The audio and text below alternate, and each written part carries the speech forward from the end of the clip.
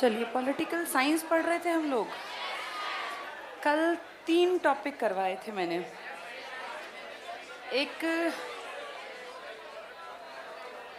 UPSC के बारे में बात की थी, एक फाइनेंस कमीशन के बारे में बात की थी और एक इलेक्शन कमीशन। इनमें से तीनों में क्या कोई आर्टिकल तुम्हारे कॉन्स्टिट्यूशन में है? इसका भाग 14 आर्टिकल 312, फिर आईएएस आईपीएस वाला 315, फाइनेंस कमीशन का 280 और इलेक्शन कमीशन का 324। तो कल जो संस्थाएं पढ़ी ये संवैधानिक थी, असंवैधानिक या गैर संवैधानिक? ये संवैधानिक थी क्योंकि किताब में इनका कहीं ना कहीं जिक्र आया है। तुम आज किताब लाए हो सारे? क्योंकि ये तीनों टॉपिक किताब से मैं करा दूंगी। किताब से ना चीज़ ज़्यादा अच्छी समझ में आती है। पहले कॉन्सेप्ट को समझना चाहिए, फिर किताब से पढ़ना चाहिए कई बार घर जाके, फिर उससे वो लर्न हो जाती है। चलो ये सब स्टार्ट करें। उससे पहले एक नया टॉपिक आज भी करा दूं ताकि कल वाला करा के फिर इसको आगे बढ़ेंगे। आज एक बहुत इंपॉर्टेंट टॉपिक पे बात कर लेते हैं, पंचायती राज। पंचायती राज, आज डॉक्टर्स डे है ना? हाँ, सबको पता है 1 जुलाई को डॉक्टर्स डे होता है। चलो, पंचायती राज क्या है? सब लोग शांत हो जाना और ध्यान से सुनना और समझना। ये बहुत बड़ा टॉपिक है और एग्जाम में तुमने देखा है इसके ऊपर क्वेश्चंस आते हैं और बहुत लोग आते आते भी गलत कर देते हैं, कारण क्लैरिटी नहीं होती। चुपचाप शांति से सब लोग ध्यान से सुनो और समझो। जो पेपर होंगे उनमें हो सकता है पंचायती राज के टॉपिक को उठा लें, खासकर हरियाणा के, बिहार के, यूपी के या किसी भी राज्य के जब राज्य स्तर के एग्जाम होते हैं तो ये टॉपिक ज़रूर तैयार करना चाहिए, क्योंकि राज्य स्तर पे गांव ही इंपॉर्टेंट एक यूनिट होती है कामकाज की। पंचायत, सबसे पहली बात है कि कहाँ पंचायत का गठन किया जाता है किसी भी गांव में। यानी देश को सबसे छोटी इकाई के तौर पे अगर देखें तो गांव से ही स्टार्ट होता है। कई सारे गांव जब मिल जाते हैं तो वो एक ब्लॉक बन जाते हैं। ब्लॉक पूरा है, इसमें एक एक करके गांव हैं। गांव के नीचे कोई इकाई नहीं है प्रशासन की, उसके नीचे तो फिर इंसान है। कई सारे एक एरिया में फैले हुए कई सारे घर कहते हैं भाई हम एक गांव की आइडेंटिटी को प्रूव करते हैं, उस आइडेंटिटी को एक गांव का नाम दिया गया। ऐसे ही दूसरा, तीसरा, चौथा, पांचवा ऐसे करके फिर ये पूरा एक रीजन डेवलप हो गया, जिसको हम क्या कह देंगे, ये एक ब्लॉक है। जब ये कई सारे ब्लॉक इकट्ठे हो जाएंगे, जैसे मान लो ये ए ब्लॉक है, ये बी है, ये सी है, तो इस पूरे को हम कह देंगे ये हमारा जिला है। और जब कई सारे जिले इकट्ठे हो जाएंगे तो आप कह देंगे ये हमारा राज्य है। और जब कई सारे राज्य इकट्ठे हो जाएंगे तो आप कहेंगे जी हमारा देश है। यानी आपके देश में प्रशासन करने का तरीका, अगर मैं ऊपर से नीचे की तरफ कहूँ तो सबसे पहले आपका देश आता है। देश मिलकर बना है राज्य से, राज्य मिलकर बने हैं ज़िले से, ज़िले मिलकर बने हैं ब्लॉक से और ब्लॉक मिलकर बने हैं गांव से। तो प्रशासन की सबसे छोटी इकाई, जहाँ पे एक मैनेजमेंट चाहिए, 4-5 आदमी चाहिए, पैसा संभालना, कहाँ खर्च करना, इससे नीचे तो फिर परिवार और इंसान आता है। तो वहाँ प्रशासन नहीं होता, वहाँ तो मनमर्जी चल जाती है। यहाँ से यहाँ तक का सफ़र, अगर आप चाहते हैं आपका देश विकसित हो तो आपको किस कड़ी से स्टार्ट करना पड़ेगा? गाँव। अगर आपके सारे गाँव विकसित हैं तो कॉमन सेंस से क्या डेवलप हो गया? अगर सारे ब्लॉक अच्छे हैं तो ज़िला, और सारे ज़िले अच्छे हैं राज्य, और राज्य अच्छे हैं तो देश। हमारी दिक्कत क्या है, हमने सीधे किसको डेवलप करने की कोशिश की? हमने गांव में काम नहीं किया, आज भी नहीं कर रहे। आज भी आप अपने गांव को देखो, आपके गांव के एजुकेशन का सिस्टम नीचे है। आपके गांव में सुविधाओं के नाम पे वो चीज़ें नहीं हैं जो कि अच्छे लाइफस्टाइल के लिए ज़रूरी हैं। आपके कई कई घंटे बसों में आने जाने में ख़राब, या बस का वेट करने में ख़राब हो जाते हैं। यानी जो सुविधाएं मिलनी चाहिए जिससे कि हमारा स्टैंडर्ड अपग्रेड हो, हम पढ़ लिख सकें, मेडिकल सुविधाएं मिलें, इंफ्रास्ट्रक्चर हो, अच्छे रोड हों, अच्छी सुविधाएं हों, बस आती जाती हों, ट्रेन से करें, वो है ही नहीं। तो जब आपके गाँव में ये सब चीज़ें नहीं हैं, फिर आप झूठी उम्मीदें बांध रहे हो कि आपके देश का विकास होगा, कभी भी नहीं होगा। समझदार आदमी सबसे पहले किसके विकास पे काम करता है? गाँव। पर बहुत दुख की बात है कि भारत जो कि गाँव में बसता है, वहाँ किसी को चिंता नहीं है गांव की। और कहने को देश आपका ट्रिलियन ब्रिलियन पता नहीं क्या क्या कि अर्थव्यवस्था बन गया, पर एक फैक्ट है कि आपके दादा के टाइम और आपके टाइम में गांव में कोई बहुत बड़ा चेंज नहीं आया। चेंज आया, लेकिन वो उतना बड़ा चेंज नहीं था जिससे कि आप कहें कि मेरा गांव विकसित गांव हो गया या मेरा गांव एक मॉडल गांव है। हमारी तो ये हालत है कि जिनको हम मॉडल गांव बना रहे हैं ना, जिनमें लिखा है कि मॉडल गांव में आपका स्वागत है, वहाँ भी आपको पता चलेगा बिजली पानी की किल्लत है। गाँव का बच्चा कितना परेशान है, कहीं पढ़ने जाए तो दुखी, घर आ गया स्कूल से तो ट्यूशन्स के लिए अच्छे ट्यूशन्स नहीं है, कहीं जाए मार्केट तो पता चला कोई मान लीजिए शीट्स नहीं है काम की, तो मार्केट जाना पड़ेगा, तो शहर जाना पड़ेगा, उसका अलग से किराया, फिर आने जाने का साथ, बहुत सारी दिक्कतें हैं। इसीलिए आपका देश पिछड़ा है। अगर आपके ढंग के कोई समझदार पीएम, एमएलए, एमपी आए ना, तो वो सबसे पहले किसके विकास की बात करें? जिसके ऊपर कोई काम ही नहीं करता। गांव के विकास की बात गांधी ने उस टाइम भी सोची होगी। तभी गांधी का विचार था कि इंडिया में कौन सा राज्य बने? राम राज्य। राम राज्य का मतलब भगवान श्री राम के काल में, उस युग में था कि श्री राम का जब राज होगा तो कोई दुखी नहीं रहेगा, सबके पास अपने हिस्से की पावर होगी। इस राम राज्य की कल्पना महात्मा गांधी ने की, जिसको आपने शब्दों में लिख दिया। आपने मतलब उस टाइम के संविधान लिखने वालों में, और एक अनुच्छेद डिजाइन कर दिया जिसका नंबर है 40। अनुच्छेद 40 जो कि स्टार्टिंग में लिखा गया, तो किस भाग में आ गया ये? भाग 4 में।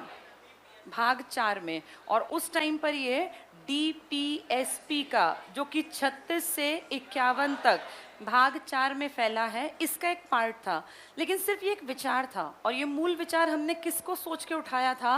महात्मा गांधी को। महात्मा गांधी की राम राज्य की कल्पना को आपने शब्दों में लिख दिया, अंबेडकर, नेहरू, गांधी वगैरह ने मिलके, कि भाई ये अनुच्छेद 40 डिजाइन कर दो।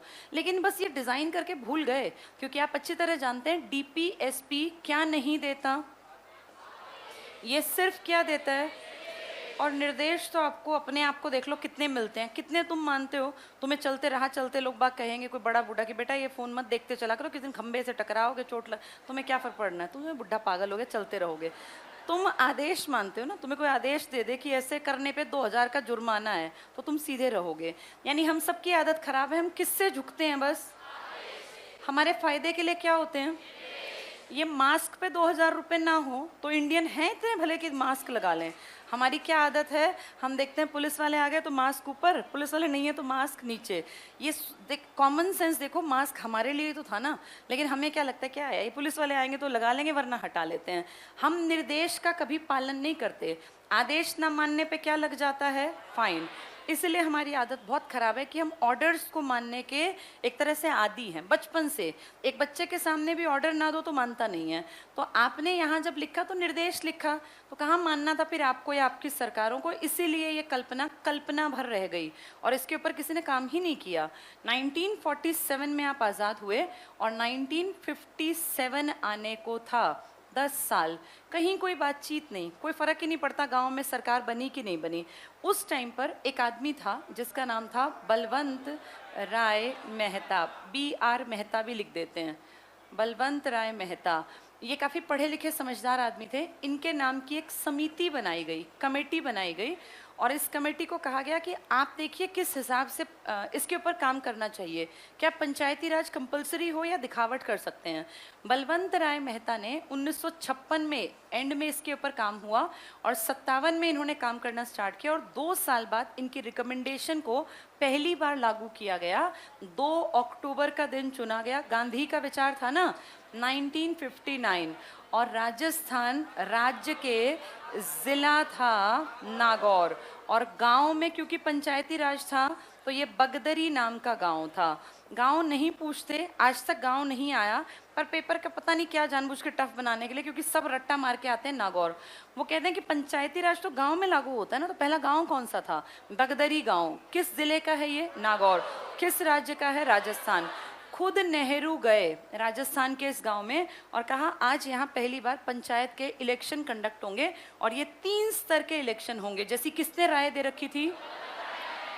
बलवंत राय मेहता ने कहा था कि 3 स्तर पे पंचायती राज रखो। एक तो ग्राम पंचायत, जिसमें गांव के सब लोग हिस्सा लें जिनकी उम्र कितने से ज्यादा है, और ये कौन सी पावर यूज करें? मतदान। और जिसको पसंद करें, क्योंकि गांव के ही लोग उठते हैं सिलेक्शन में, उसको ये वोट दें, और उस हिसाब से गांव में जिसको ज्यादा वोट मिलेंगी वो पंचायत का मेंबर बन सकता है। 18 साल से ऊपर हर लड़का हर लड़की ऑटोमेटिकली उस गांव की ग्राम सभा का मेंबर बन जाता है। तो आप सब जितने लोग बैठे हो ना, आप सब अपने अपने ग्राम सभा के मेंबर हो। इसके लिए कुछ अलग से करना नहीं पड़ता। 18 साल के हुए आप, आपका वोटर आईडी बना, आप ऑटोमेटिकली अपनी ग्राम सभा के मेंबर बन गए। हर आदमी को ग्राम सभा का मेंबर बनना होता है, वो बन जाता है। उसके बाद 3 साल तक जब वो ग्राम सभा के काम को समझ लेता है, 3 साल बाद ऑप्शन मिलता है कि अगर आप 21 साल के हो गए हैं तो आप पंचायत के चुनाव में भी खड़े हो सकते हैं। तो अगर किसी को ग्राम पंचायत के चुनाव में खड़े होना है तो उसकी एज कितनी रखी गई है? 21। ये इंडिया की सबसे कम एज है इलेक्शन की। बाकी सब आप पढ़ते हैं 25, 30, 35, इससे कम आप एज कहीं नहीं पढ़ेंगे।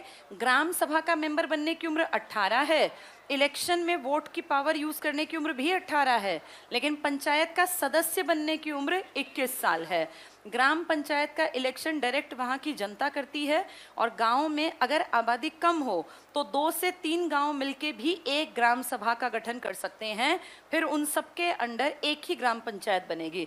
मान लीजिए कहीं 500 या 1000 लोग रहते हैं, अब बड़े गांव है तो अपनी अपनी पंचायत बना लो, लेकिन अगर कई गांव हैं तो क्यों खर्चा करते हो? इतने आदमी ही नहीं है, ना इतने केस होने, ना कुछ दिक्कत आनी। तो इसलिए कई गांव की भी एक ग्राम पंचायत हो सकती है आबादी के ऊपर। ऐसा भी है, ऐसे ऐसे गांव जहां आबादी 10-10 हज़ार है, फिर वहां 2 ग्राम पंचायतों का गठन भी किया जाता है। जहां आबादी बहुत ज़्यादा हो ना तो डबल भी बनानी पड़ जाती है, 2-3 गाँव की एक भी बन सकती है। ग्राम पंचायत अपने अपने गाँव के विकास का काम करेंगी, फिर सारे गाँव मिलके एक क्या बना देंगे? एक एरिया के गांव, एक जिला के अंदर कई ब्लॉक्स होते हैं, प्रखंड जिसको आप बोलते हैं, तो ब्लॉक समिति बनेगी, जिसको हम कई बार पंचायत समिति भी कह देते हैं। ये किस लेवल पे बनेगी? गांव के लेवल पे नहीं है, ये किस लेवल पे है? ये ब्लॉक के स्तर पे। एक ब्लॉक में कई कई गांव इकट्ठे होते हैं, फिर उसके ऊपर सारे ब्लॉक मिलके क्या बना देते हैं? जिला। जिला को आप बोल देते हैं भाई ये हमारी जिला परिषद है। सुना होगा ना, जिला पार्षद बन गया ये आदमी, तो ये ब्लॉक समिति का मेंबर बन गया, ये पंचायत का सदस्य है या ये सरपंच है। ये इसी लेवल के आदमी हैं तीनों। सबसे नीचे ग्राम पंचायत का ग्राम सभा इलेक्शन करेगी। ग्राम सभा में हर 18 साल का लड़का लड़की इसका मेंबर बन गया, ये वोट डालेंगे, और 21 साल से कम की उम्र का आदमी पंचायत के इलेक्शन में खड़ा नहीं हो सकता। फिर कई सारे गाँव उस एरिया में पड़ने वाले, जिससे कि ब्लॉक आप नहीं बनाते, ब्लॉक ऑलरेडी डिफाइंड है कि ये वाला एक ब्लॉक है, इसमें इतने गांव आएंगे, इतने सरपंच, इतने आदमी यहाँ रहते हैं। तो ब्लॉक के स्तर पे जो पंचायत समिति है, इसको ब्लॉक समिति भी कह देते हैं, और पंचायत समिति, इसको क्षेत्रीय समिति भी कहते हैं, आंचलिक समिति, कई नाम है इसके। और सबसे ऊपर है जिला, जिसका क्या कहलाता है? ये जिला परिषद। इसमें जितने मेंबर होंगे वो 100% उसी गांव से संबंधित होंगे।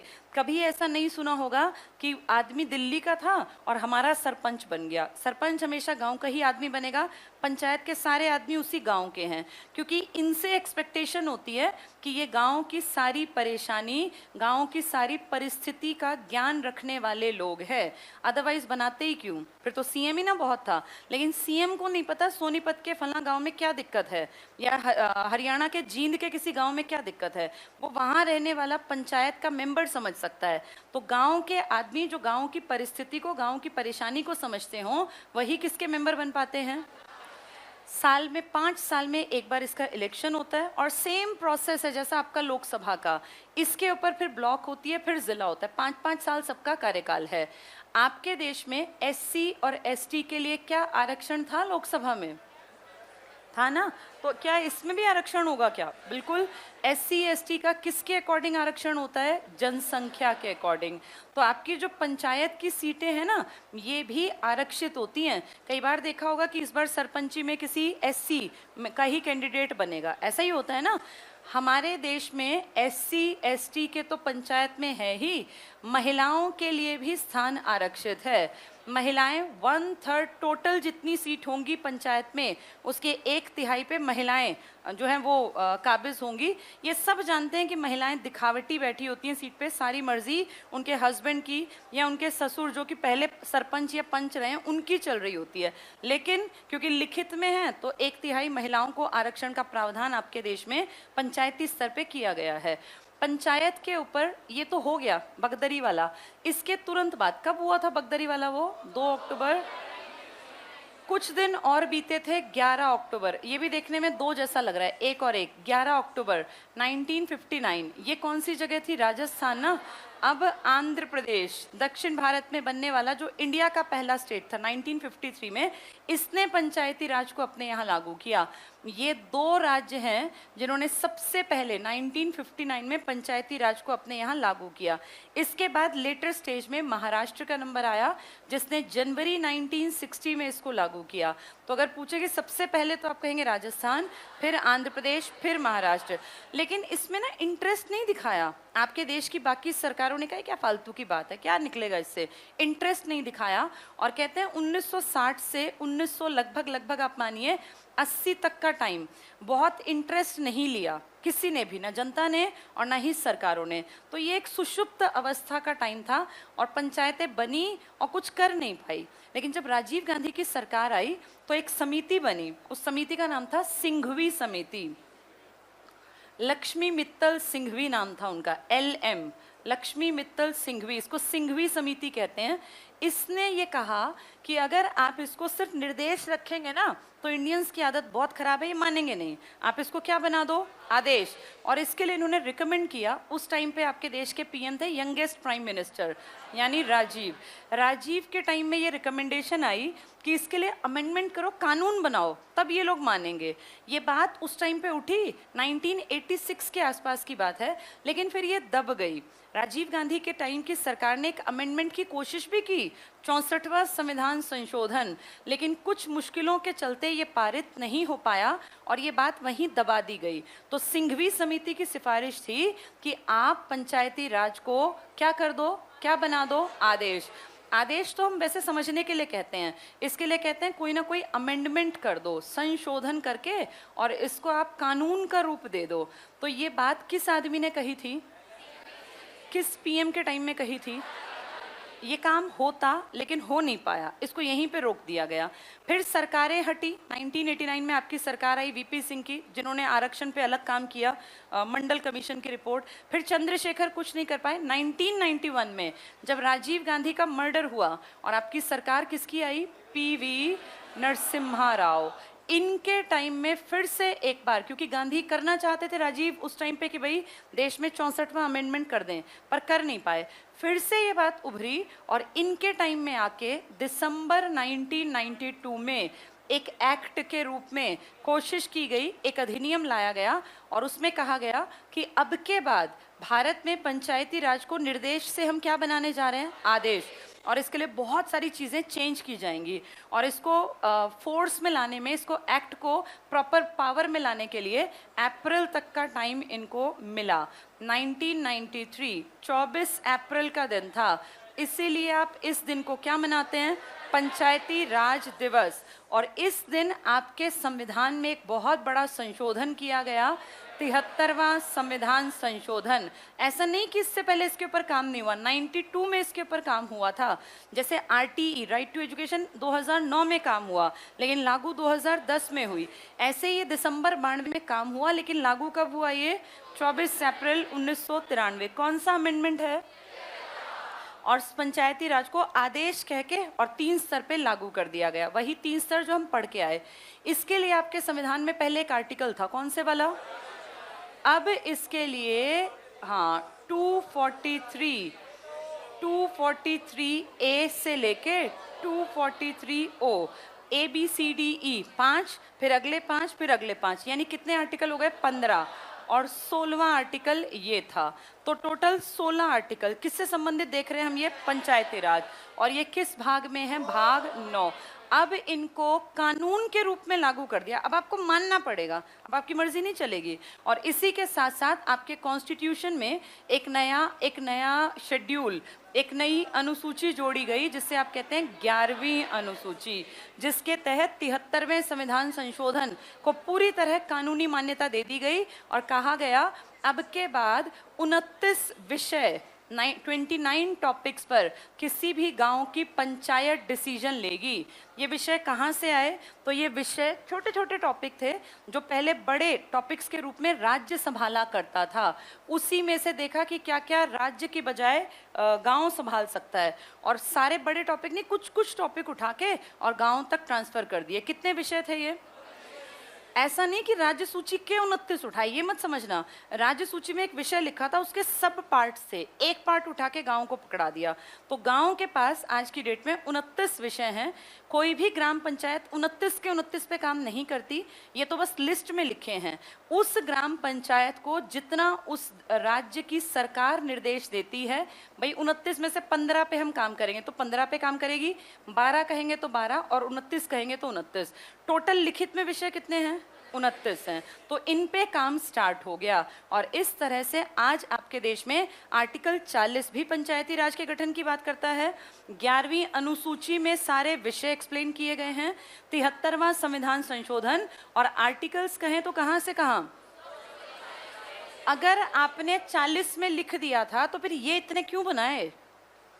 इनमें आपने लिखा पैसा कहाँ से आएगा। कहना बड़ा आसान है, पंचायत का इलेक्शन करा दो, पंचायत बैठेगी, उठ बैठ होगी, चाय पानी होगा, खर्चे होंगे, कहाँ से दोगे? तो उन सबको एक्सप्लेन किया। यहाँ तो आप लिख के छुट्टी करते हैं पंचायत का गठन, इससे काम नहीं चलेगा ना। पैसा कहाँ से आएगा, पावर कौन यूज करेगा, कितना क्या कुछ कर सकते हैं, सारी बातें एक्सप्लेन की गई। कौन से भाग में? 9वें में। ये कौन सा भाग है? 9वां। तो भाग 4 में भी बातचीत थी और भाग 9 में। 4 में इंट्रोडक्शन था, बस एक लाइन का। यहाँ पूरा एक्सप्लेनेशन है कि कैसे क्या होगा, कैसे सारे कामकाज चलेंगे, किस तरह से कौन हिस्सा लेगा इलेक्शन में, कौन नहीं, सारा कुछ एक्सप्लेन किया 16 आर्टिकल्स में। और फिर जाके अमेंडमेंट के लिए कौन सी अनुसूची बना दी गई? 11वीं, जिसमें 29 विषय मेंशन किए किस पे गाँव की पंचायत काम करेगी। क्या ये समझ में आ गया? आपको तुमसे पूछे कि 2 भाग बताओ जिसमें पंचायत है। 4 में भी है और 9 में भी है। 4 में सिर्फ क्या लिखा है? पंचायत का गठन। वो डीपीएसपी में एक निर्देश है। कहाँ जाके आपको दिखा कि उसमें विषय भी हैं? 11वीं अनुसूची में। कहाँ पता चला पैसा कहाँ से आएगा, कहाँ जाएगा, पावर क्या होंगे? तो सारी बातें एक्सप्लेन की गई भाग 9 में, लेकिन इंट्रोडक्शन था भाग 4 में, और अमेंडमेंट के बाद आया अनुसूची नंबर 11। क्लियर हो गया सबको? ये बहुत बढ़िया, इंपॉर्टेंट है पंचायती राज। हमने 4 चीज़ें पढ़ी हैं, 3 कल पढ़ी थी और 4 आज चौथी। ये पेपर में आने वाले इंपॉर्टेंट टॉपिक्स हैं जो मैंने कल और आज कराए हैं। बुक्स सबके पास होंगी, जिनके पास नहीं है कल ज़रूर ले आना। आज मैं पंचायती राज और ये वाले टॉपिक करा देती हूँ। इसमें हम पहुँचेंगे सीधे पीछे की तरफ हैं ये सारे टॉपिक। देखो पेज नंबर 220 पर है वित्त आयोग, 220 पर, और 215 पर है यूपीएससी। 215 से पढ़ना शुरू करेंगे। 215 संघ लोक सेवा आयोग। मिल गया? ठीक है, इसको पढ़ते जाएंगे और मेन को अंडरलाइन करते जाएंगे। पहला पॉइंट देखो, संघ और राज्यों के अधीन योग्य लोक सेवकों की नियुक्ति, सिविल सर्वेंट्स की नियुक्ति के लिए एक स्वतंत्र संवैधानिक निकाय। संवैधानिक है इसका मतलब किसी आर्टिकल में होगा, और स्वतंत्र है मतलब इंडिपेंडेंट अपने काम करता है। सबसे बड़ा काम क्या करता है ये? यूपीएससी के एग्जाम्स कंडक्ट करता है। 3 बड़ी सर्विसेज कौन सी? IAS, IPS, IPS. ये क्या कहलाती हैं? अखिल भारतीय। बाकी कहलाती है केंद्रीय या राज्य। ये टिक कर लो, स्वतंत्र संवैधानिक निकाय। आगे पढ़ लो बस, के रूप में लोक सेवा आयोग के गठन का प्रावधान। संघ लोक सेवा आयोग भारत का केंद्रीय भर्ती अभिकरण है। इसमें सेंट्रल लेवल की भर्ती होती है। एक संवैधानिक निकाय है, अंडरलाइन करना, संवैधानिक। संवैधानिक होता है जिसका जिक्र उस किताब में आया हो, किसी आर्टिकल में, किसी भाग में, तो संवैधानिक निकाय है। पढ़ो, क्योंकि इसका वर्णन संविधान के, अंडरलाइन करो, भाग 14 के अनुच्छेद 315 से 323 में किया गया है। वैसे भाग 14 308 से लेके और 323 तक है, इसके पास लिख लो। भाग 14 के पास छोटा सा लिख लो, 308 से 323 पूरे आर्टिकल भाग 14 में आते हैं। यूपीएससी मेन 312 से स्टार्ट हो जाता है, जिसमें फिर ये अखिल भारतीय भी आ जाती हैं। 12 से 23, 15 से 23 तो प्रॉपर यही है। फिर इसमें गठन कौन करेगा, कौन होगा, क्या शक्ति, वो सब है। अगला पॉइंट टिक करना, अनुच्छेद 315 पढ़ो, के तहत संघ सरकार के लिए संघ लोक सेवा आयोग, अंडरलाइन कर लो यूपीएससी, तो यूपीएससी का कौन सा आर्टिकल है? 315। और प्रत्येक राज्य के लिए राज्य लोक सेवा आयोग SPSC, state public service commission गठित होगा। कल मैंने आपको बताया था किसी भी जिले का काम संभालने के लिए 2 तरह के अफसर चाहिए, एक डीसी और एक एसपी। एसपी कौन है? आईपीएस, और डीसी है आईएएस। ये हो सकता है कर्नाटक के हो, केरल के हो, हिमाचल के हो, हरियाणा को क्या जाने या बिहार को क्या जाने। तो इसीलिए इनकी हेल्प करने के लिए बहुत सारे ऑफिसर्स जो इनके अंडर काम करते हैं, इनके सबऑर्डिनेट हैं, वो उस राज्य के लोक सेवा आयोग में पेपर पास करके लगते हैं। जैसे बीपीएससी है, बिहार पब्लिक सर्विस कमीशन, ऐसे एचसीएस है, हरियाणा सिविल सर्विसेज। हर राज्य की सिविल सर्विसेज होती हैं। तो ये जो राज्य लोक सेवा आयोग के मेंबर्स होते हैं ना, चुन के जो गए हैं, जिसमें एचसीएस आ गया या यूपी पीसीएस आ गया, पब्लिक सर्विस कमीशन यूपी का, ये सिविल सर्विसेज हरियाणा की, ऐसे हर राज्य की। ये अपने अपने राज्य में नीचे के स्तर के अधिकारी हैं। जो आपके यहाँ डीएसपी लगा हुआ है ना, वो आईपीएस नहीं है, वो आपका एचसीएस है। ऐसे ही हिमाचल में लगा होगा कोई, इनके नाम अलग हो सकते हैं, कहीं इसको एसपी को कुछ और बोल देते हो, लेकिन सबसे बड़ा अधिकारी आईपीएस होता है। उसके नीचे जितनी रेंज है ना, वो सारे आपको मिलेंगे उस राज्य के लोक सेवक, वही बता रहे हैं ये। तो एसपीएससी हो गया, स्टेट पब्लिक सर्विस कमीशन। 2 या अधिक राज्य मिलकर एक संयुक्त लोक सेवा आयोग रख सकते हैं। अगर आबादी कम हो तो क्यों खर्चा करना, जैसे ग्राम सभा 1-2 ने बनाई, ऐसे ये भी बना सकते हैं। यदि प्रत्येक राज्य का विधानमंडल इस आशय का संकल्प पारित कर दे तो संसद उन राज्यों की आवश्यकताओं की पूर्ति के लिए संयुक्त लोक सेवा आयोग के गठन का प्रावधान कर सकती है। इसका मतलब अगर आबादी कम है तो 2 राज्य अपना एक भी पब्लिक सर्विस कमीशन बना सकते हैं। यूपीएससी देश का एक ही रहेगा। नेक्स्ट देखना, यदि किसी राज्य का राज्यपाल संघ लोक सेवा आयोग से अनुरोध करता है तो वो राष्ट्रपति की अनुमति से संघ लोक सेवा आयोग के आयोग उस राज्य के लिए भी कार्य कर सकता है। अनुच्छेद 316 सिर्फ पढ़ेंगे। संघ लोक सेवा आयोग और संयुक्त लोक सेवा आयोग के अध्यक्ष और सदस्यों की नियुक्ति, अंडरलाइन कर लो, कौन करेगा? सारी बड़ी नियुक्ति राष्ट्रपति। जबकि राज्य लोक सेवा आयोग जो ये एचसीएस वगैरह हैं, इनकी नियुक्ति कौन करता है? राज्यपाल। आईएएस को और आईपीएस को क्या राज्यपाल हटा सकता है? कौन हटाएगा? राष्ट्रपति। क्या कर सकते हैं मैक्सिमम? कैडर नहीं बदलेगा, अपना जिला बदल सकते हैं, इससे फालतू कुछ नहीं कर सकते। नेक्स्ट देखो, अगला पॉइंट सिर्फ पढ़ लो। प्रत्येक लोक सेवा आयोग के सदस्यों में से लगभग आधे सदस्य ऐसे व्यक्ति होंगे जिन्हें भारत सरकार या राज्य सरकार के अधीन कम से कम 10 सालों की सरकारी सेवा का अनुभव हो। ये कंडीशन है, ऐसा नहीं डायरेक्टली आप यूपीएससी में जाएंगे, पहले आपने 10 साल सर्विस की होगी। मैंने कल भी कहा था यूपीएससी में 99% वो लोग बैठे हैं जो आईएएस से रिटायर्ड है या आईएएस रह चुके हैं लंबे एक्सपीरियंस के बाद। वही लोग सचिव बनते हैं और उनमें से फिर बड़ी बड़े रैंक पे कोई इलेक्शन कमिश्नर बन गया और कोई किसी बड़े रैंक पे निकल गया। नेक्स्ट पढ़ लो, यदि आयोग का अध्यक्ष अपने पद के कर्तव्यों का पालन करने में असमर्थ है या अध्यक्ष का पद रिक्त हो जाता है तो राष्ट्रपति और राज्यपाल आयोग के किसी एक सदस्य को कार्यकारी अध्यक्ष नियुक्त कर सकते हैं। सिर्फ पढ़ने की बात थी। अगला काम का है, संघ लोक सेवा आयोग का अध्यक्ष और सदस्य 6 साल या 65 साल की आयु जो भी पहले हो, और अगर राज्य लोक सेवा आयोग का अध्यक्ष है तो 6 साल या 62 साल की आयु, इतने तक पद धारण करेगा। ये तुम्हें किसी और चीज़ की याद दिला रहे हैं? सुप्रीम कोर्ट और हाई कोर्ट। हाई कोर्ट राज्य में था ना 62 साल, तो जो स्टेट पब्लिक सर्विस कमीशन है वो 62 में, और यूपीएससी जैसे देश में 65 था, सेम ऐसे है। नेक्स्ट पढ़ लो, संघ या संयुक्त आयोग का सदस्य राष्ट्रपति को, ये टिक कर लो, जो यूपीएससी का कोई आदमी है जिसको त्यागपत्र देना है तो वो राष्ट्रपति को देगा, जबकि राज्य आयोग का सदस्य किसको देगा? जिसको देंगे ना लेटर, वही इनको निकाल सकता है। तो जो एचसीएस है उसको कौन निकाल सकता है? और जो आईएएस है उसको, इसलिए मुश्किल होता है इनको हटाना। नेक्स्ट पढ़ लो बस, अनुच्छेद 317 के तहत सिर्फ पढ़ लो, लोक सेवा आयोग के अध्यक्ष या किसी सदस्य को केवल, अंडरलाइन करना, कदाचार, मिसबिहेवियर के आधार पर राष्ट्रपति के आदेश द्वारा पद से हटाया जा सकता है। ठीक है, इसके बाद अगला पॉइंट पढ़ लो, राष्ट्रपति या संबंधित राज्यपाल जांच प्रक्रिया के दौरान आयोग के अध्यक्ष या सदस्य को निलंबित कर सकता है, सस्पेंड कर सकते हैं। जैसे वो कुल्लू वाले ने नहीं की थी हरकत, देखा था ना तुमने, कुल्लू वाले एसपी ने क्या किया, जब नितिन गडकरी वहां पे गए तो वहां भीड़ भाड़ एकदम से आ गई और नितिन गडकरी का रास्ता बीच में रोक लिया उन्होंने, और वो कोई अपना पत्र वत्र कि भाई हमारी ये सड़क बनवाओ, ऐसे गांव के लोग करते हैं। तो जो नितिन गडकरी की सिक्योरिटी का आदमी था खास, उसने मतलब गुस्सा किया कुल्लू के एसपी के ऊपर। तो एसपी बड़ा रैंक होता है, एसपी मतलब आईपीएस अफसर, उसके ऊपर वो चिल्लाने लग गया कि ये क्या मजाक है, तुम्हारी पुलिस क्या कर रही थी और ये भीड़ भाड़ ये वो। तो वो गुस्से में आ गया एसपी, एसपी का रैंक बड़ा, आईपीएस से ऐसे बात है, उसने चांटा जड़ दिया। वो चांटा जड़ते वो तो कुछ नहीं बोला जिसको वो कह रहा था, जो उसके पीछे उसकी सेवा में था कि भाई मेरा बॉस है ये, वो एकदम तुरंत आया, तुमने देखी नहीं हो, उसको लात वात मारी और ये मामला तूल पकड़ गया, वो भीड़ इकट्ठी हो गई और उसने कहा हमारे एसपी साहब को क्यों मारा, तो एसपी गौरव सिंह जिंदाबाद, एसपी गौरव सिंह जिंदाबाद। तो ये मामला बड़ा बन गया। तो इनमें से 2 को सस्पेंड कर दिया कुछ टाइम के लिए, एक तो एसपी को जिसने चांटा जड़ा, शुरुआत उसने की, और एक उसको जो कि जिसको चांटा जड़ा उसके पीछे जो खड़ा था, वो उससे नीचे के रैंक का था, उसने उसको मारा एसपी को। भाई एसपी बहुत बड़ी रैंक होती है, लेकिन गलती एसपी की भी है। डेमोक्रेसी में आप किसी पे हाथ कैसे उठा सकते हैं, ऐसे चाहे आप कितने ही बड़े अफसर हैं, तो वो गलती दोनों की मिलेगी। अब कमेटी बैठी है, देखो क्या होता है।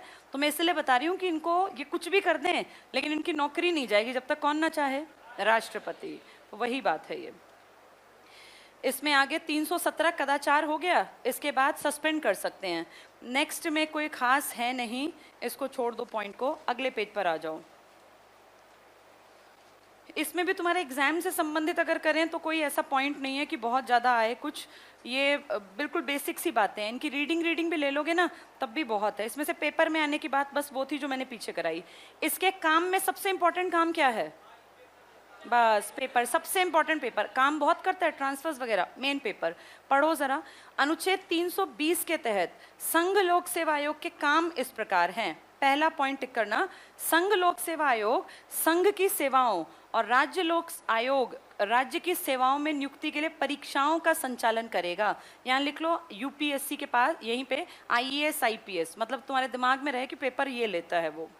और भी बहुत बड़े बड़े एग्जाम्स हैं, ठीक है। इसके बाद फिर ये देखता है कि भाई किसकी वेतन बढ़ेगा, किसका ट्रांसफर होगा, सारे काम यही देखता है, इसी की जिम्मेदारी है सब काम देखना। इसके बाद बाकी इसमें कुछ अलग ऐसा नहीं है। अगले पेज पर आ जाओ, सेकेंड लास्ट पॉइंट देखना। बाकी बेसिक बातें हैं, तुम पढ़ोगे तो रीड करके समझ में आएंगी। सेकेंड लास्ट पॉइंट देखो, ऊपर से दूसरा देख लो। संघ और राज्य लोक सेवा आयोग का ये कर्तव्य है कि वो प्रतिवर्ष अपने द्वारा किए गए कार्यों की रिपोर्ट, अंडरलाइन कर लो, राष्ट्रपति को सौंपे या राज्यपाल को सौंपे। राष्ट्रपति या राज्यपाल ऐसी रिपोर्ट प्राप्त होने पर यथास्थिति संसद या विधानमंडल के समक्ष रखवाता है। तो हर साल रिपोर्ट ये किसको देंगे, जिसने इनको बनाया है। किसने बनाया था, अगर यूपीएससी है तो किसने बना दिया, तो उसको पकड़ा देंगे, और अगर स्टेट पब्लिक सर्विस है तो राज्यपाल को। बस इसमें अगला लास्ट पॉइंट टिक कर लेना। अनुच्छेद 322 आयोग का व्यय भारत या राज्य की संचित निधि पर भारित है। इसका क्या मतलब है, कौन सा आर्टिकल है संचित निधि, 266 लिख लो यहाँ। और ये किससे बना है, जो तुमने फाइन दिया, टैक्स दिया, जो हमने सबने मिलकर भरा, उससे ये बना है संचित निधि। अनुच्छेद 266। अब पेज नंबर 220 पर आओ। वित्त आयोग, फाइनेंस कमीशन, कल बताया था इसकी बातें जबरदस्ती माननी पड़ेंगी या मर्जी है, लेकिन मान क्यों लेनी चाहिए, बहुत पढ़े लिखे बहुत टैलेंटेड लोग वित्त आयोग के मेंबर होते हैं। चलो पेज 220 पर वित्त आयोग पे पहुंचो। फाइनेंस कमीशन, पहला पॉइंट टिक करो।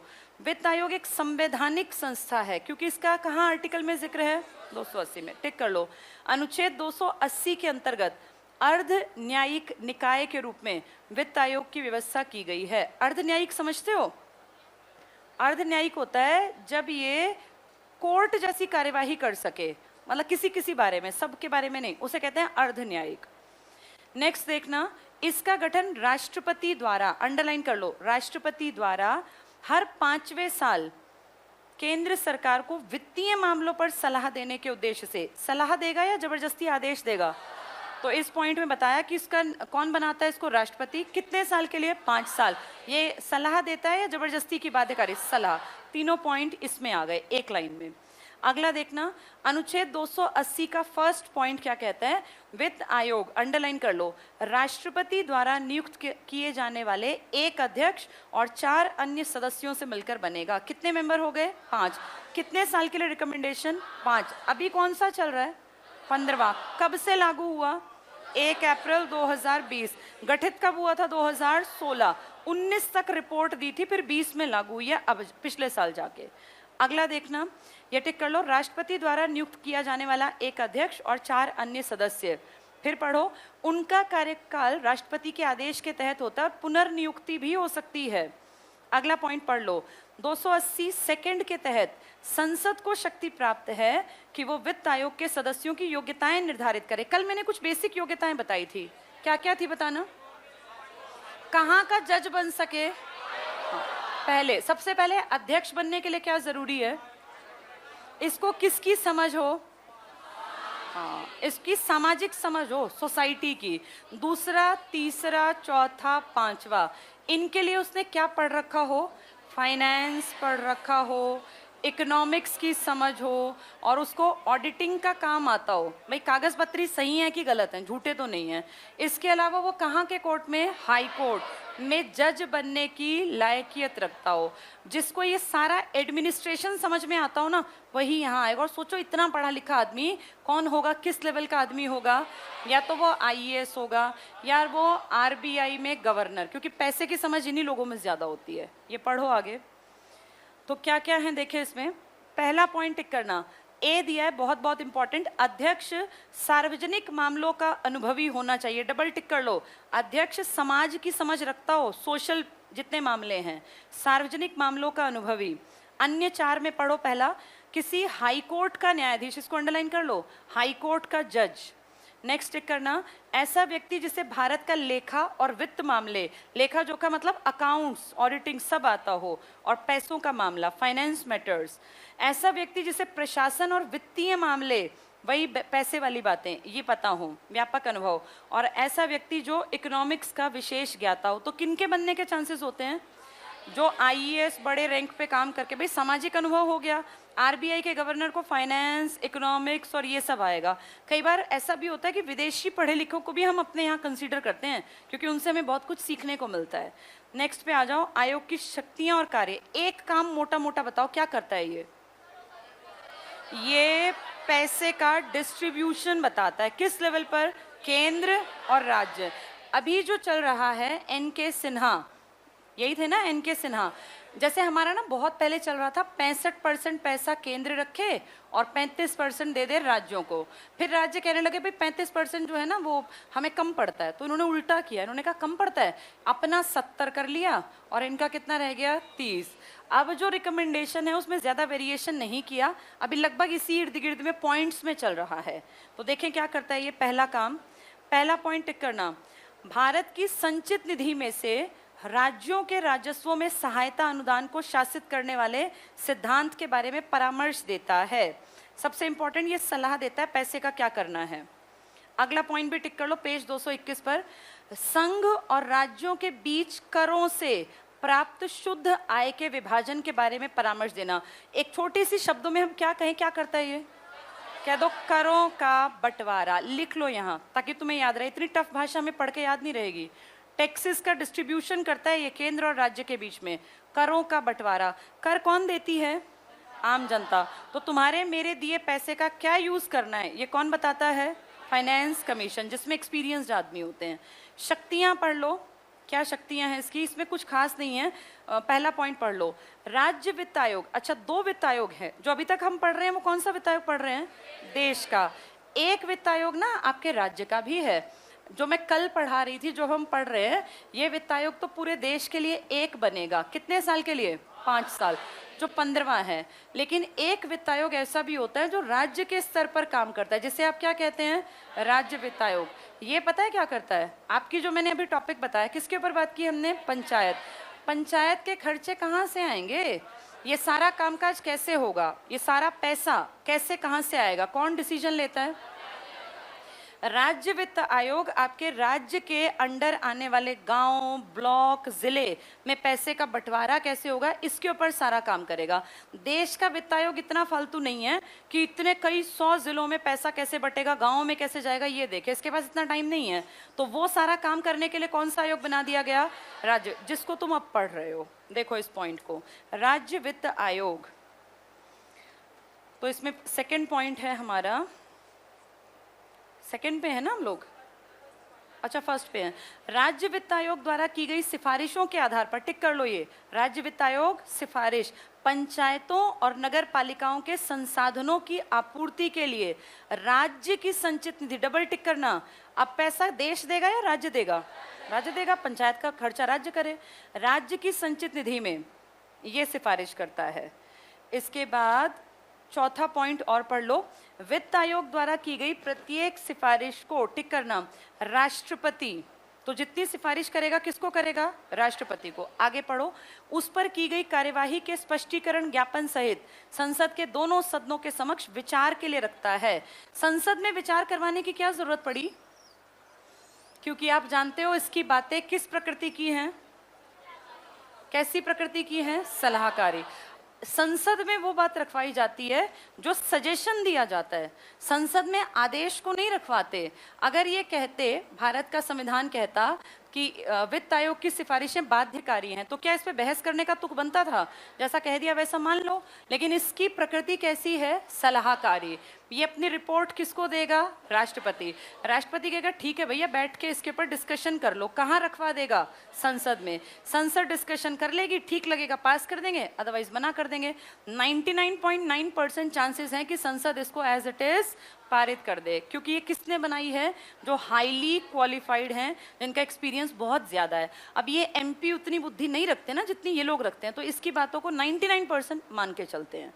ये देखो आगे क्या बता रहे हैं, तो वित्त आयोग द्वारा की गई सिफारिश को राष्ट्रपति उस पर की गई कार्यवाही के स्पष्टीकरण ज्ञापन सहित, वो स्पष्ट कारण बताएगा हम क्यों कर रहे हैं ऐसा, संसद के दोनों सदनों के सामने विचार के लिए। कहाँ लिखा है ऐसा? 281 में, अगले टॉपिक में। वित्त आयोग में पहला टिक कर लो, 1951 में आया, के.सी. नियोगी था इसका हेड, के.सी. नियोगी। कितने मेंबर्स हैं इसमें? 5।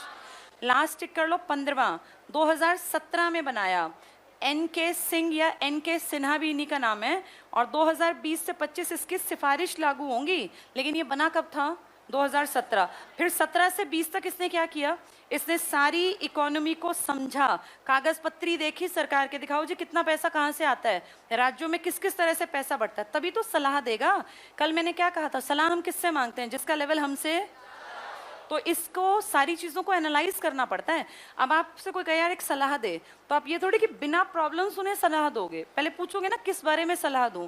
तो पहले ये 2 साल सारी इकोनॉमी को स्टडी करते हैं, अच्छा ऐसे पैसा आ रहा है, यहाँ जा रहा है, ये ठीक है ये गलत। फिर ये अपनी रिपोर्ट बनाते हैं जो ये राष्ट्रपति को देते हैं, फिर राष्ट्रपति संसद में रखवाता है, उस पर बहस होती है, और उसके बाद अगर ठीक लगती है तो उसको मान लेते हैं। तो इस तरह से ये 15वें के टिक कर लो। गठन पूछे तो 17 और रिकमेंडेशन पूछे तो कब से लागू हैं? 1 अप्रैल 2020 से 31 मार्च 2025 तक चलेंगी ये। 15वें वित्त आयोग को नीचे भी देखो, थोड़ा सा डिटेल दे दिया, टिक कर लेना फटाफट से। भारत सरकार ने नवंबर 2017 को 15वें वित्त आयोग का गठन किया। अध्यक्ष एन.के. सिंह, 4 अन्य सदस्य पढ़ लो, शशिकांत दास थे, और डॉक्टर अनूप सिंह थे, डॉक्टर अशोक लाहिड़ी थे। ये बैंक में देखो लिखा है प्रबंधन बैंक सदस्य, मिला? बैंक के आदमियों को लेते हैं क्योंकि पैसे की समझ होती है, और रमेश चंद्र थे। तो ये 4 अन्य में आ गए, और हेड कौन था? एन.के. सिन्हा। 15वां वित्त आयोग। अगले पेज पर आ जाओ, लास्ट इसकी लाइंस में। 15वें वित्त आयोग के सचिव, सचिव मतलब कौन? सेक्रेटरी। तो ये और भी पढ़ा लिखा आदमी, ये 4-5 पढ़े लिखे ये भी, अरविंद मेहता। 15वें वित्त आयोग के अध्यक्ष और अन्य सदस्यों ने अक्टूबर लास्ट 2019 को अपना पद धारण कर लिया। ये 2017, ये थोड़ा सा गलत दे दिया इन्होंने, एक्चुअली ये 2017 के नवंबर में आए थे, और जनवरी में इन्होंने अपना पद धारण कर लिया था, अक्टूबर में नहीं जनवरी में। पुरानी बात है, अब नहीं आएगी। आगे पढ़ लो। ये आयोग अपनी सिफारिशें प्रस्तुत करने के लिए 2011 की जनसंख्या के आंकड़ों का प्रयोग करेगा। तो आंकड़े 2011 वाले क्यों देखे जाएंगे? लास्ट अवेलेबल थे ही वो, भाई 20 तक तो वही अवेलेबल थे। नेक्स्ट टिक करना, इसकी सिफारिशें 1 अप्रैल 2020 से 5 वर्ष की अवधि के लिए लागू होंगी। तो कब तक चलेंगी? 31 मार्च 2025। लिख लो यहाँ। अब तुम देखोगे नया 2-3 साल, अब 25 तक चलेगा ना ये, तो 23 में जाके फिर 22 के एंड में नया कौन से नंबर वाला आ जाएगा? 16वां। आज इतना ही पढ़ेंगे।